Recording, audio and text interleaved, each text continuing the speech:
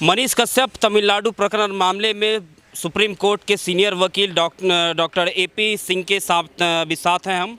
और मनीष कश्यप के केस में अब तक में क्या कुछ सुनवाई हो रही है, क्या कुछ आगे चल कर के मामला सामने आएगा, उन तमाम तथ्यों पर हम इनसे बात करेंगे कि सर आज मनीष कश्यप को लेकर के कल सुनवाई होनी थी, कल सुनवाई नहीं हुई, तो आज फिर क्या कुछ हुआ? आज सुनवाई हुई, डबल बेंच ने आज सुनवाई की और सुनवाई में ये रिजल्ट निकला कि तमिलनाडु सरकार को, बिहार सरकार को और केंद्र सरकार को, तीनों सरकारों को जवाब देने के लिए माननीय सर्वोच्च न्यायालय की डबल बेंच ने कहा है।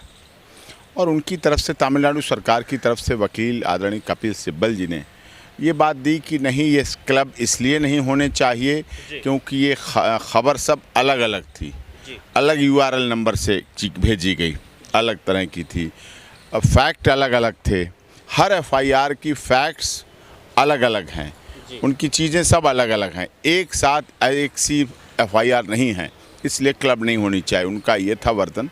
लेकिन माननीय सर्वोच्च न्यायालय ने अभी इन बातों को देखते हुए तमिलनाडु और बिहार सरकार को जवाब देने के लिए कि इस पर काउंटर फाइल करें और नोटिस कर दिया है कि वो अपना जवाब दें और उस जवाब में आगे प्रोसीडिंग हो सके। जिससे तो जवाब जो चाहे वो बिहार सरकार से चाहे तमिलनाडु सरकार से जो मांगा गया है, उन किन तथ्यों के आधार पे मांगा गया जाएगा? नहीं, देखिए, उन्होंने रासुका लगा दी है जी। इसी बीच में पेंडेंसी के समय, यहाँ पेंडेंसी थी, उसी समय रासुका लगा दी गई। 1 महीना हो गया है मनीष कश्यप को रिमांड पर घूमते घूमते। तथ्य क्या हैं? एक फैक्ट है, एक सोशल मीडिया का ट्विटर है।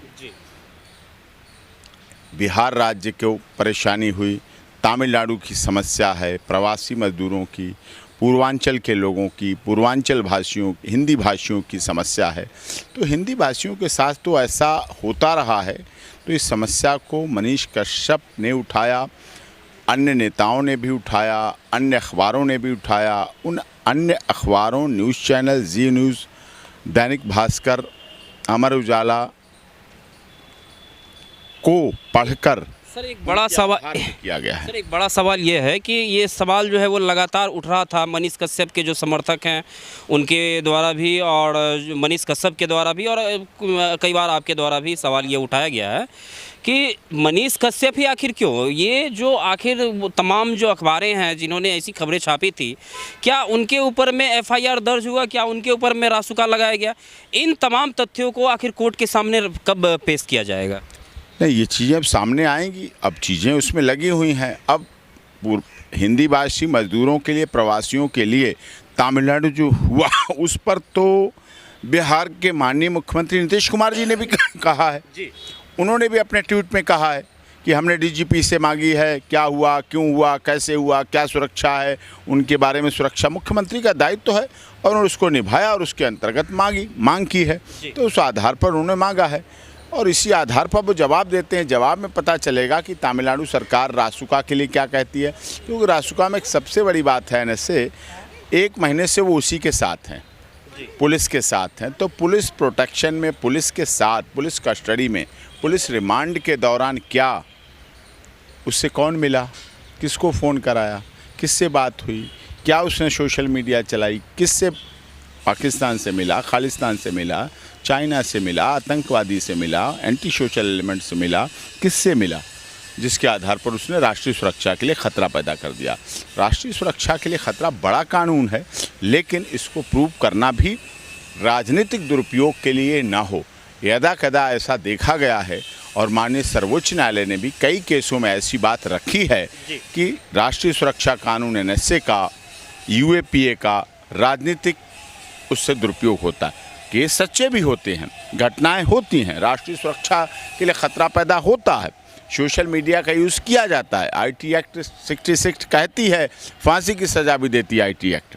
लेकिन इन सब आधारों को मानते हुए मनीष कश्यप के केस में ऐसा कुछ नहीं हुआ। मनीष कश्यप ने ऐसा कुछ नहीं किया। उसके अकाउंट सारे सीज कर रखे हैं, पीसी रिमांड पर चल रहा है, अब रिप्लाई आएगा, रिप्लाई में वो क्या कहता है। एक वो अकाउंट जिसमें बताया जा रहा था कि तकरीबन 41 लाख रुपए उसमें 41 या 50 समथिंग जी 41-44 लाख रुपया उसमें रखा गया है। तो उन पैसों का अभी क्या इस्तेमाल हो रहा है और वो पैसे हैं मनीष कश्यप के वापस से हो पाएंगे? नहीं, वो पैसे तो वो प्रूव करेंगे, इकोनॉमिक अफेंस यूनिट है, वो प्रूव करेगी कि वो पैसा बिहार के लोगों का है, दर्शकों का है, व्यूअर्स का है, कलेक्शन का है, उसका अपना है, अपना पैसा है, या वो पैसा खालिस्तान का है, पाकिस्तान का है, किसी आतंकवादी संगठन का है, किसी प्रतिबंधित संगठन का है जो भारत में प्रतिबंधित है, उस संगठन ने तो नहीं दिया, कहाँ से लाया गया। सोर्स ऑफ इनकम वो बता चुका है, बता रहा है, इतने दिन से आप पूछ चुके हो। इकोनॉमिक अफेंस यूनिट भी पीसी ले चुकी है, सब पूछताछ कर चुके हैं, बिहार पूरी जांच कर चुकी है, अब तमिलनाडु कर रही है। और तमिलनाडु में ने भी पुलिस कस्टडी रिमांड को पूरा करके वापस भेजने के लिए अपनी मदर को कोर्ट बिहार भेजने के लिए कोर्ट में पेश किया था। उसके बाद आनन फानन में 9 बजे कोर्ट खोली गई, फिर सुबह उस पर सुनवाई हुई और फिर रासुका लगाई गई, जो कि इलीगल है, गैर कानूनी है, नहीं होना चाहिए। अब अगली सुनवाई कब है और अगली सुनवाई में क्या कुछ हो सकता है? अब 21 अप्रैल की डेट दी है, 21 अप्रैल को जवाब दाखिल करेंगे तमिलनाडु और बिहार सरकार। उन जवाब में देखेंगे क्या क्या चीज़ें हैं, क्या क्या हैं, उसके आधार पर हमारी इंटरिम बेल और क्लब करने की प्रोसेस है, और उसके बाद एनएसए का जैसे जैसे जो भी है वो काम किया जाएगा। आपको लगता है कि केस क्लब जो है वो हो पाएगा? नहीं, देखिए, अगर यूआरएल हैं, यूआरएल नंबर अलग है तो प्रोसेस अलग हो जाता है, मतलब अलग अलग तरह से किया गया। अब एक ही ट्विटर का यूज़ किया गया, एक ही ट्विटर पर, एक ही व्हाट्सएप मैसेज पर, एक ही फेसबुक मैसेज पर, एक ही सोशल मीडिया अकाउंट पर अगर कोई कार्रवाई तो एक ही केस होता, तो एक केस है, उसको कहीं देखा गया, लेकिन ऑफेंस तो एक ही है, एक व्यक्ति ने किया, एक अपने अकाउंट्स किया।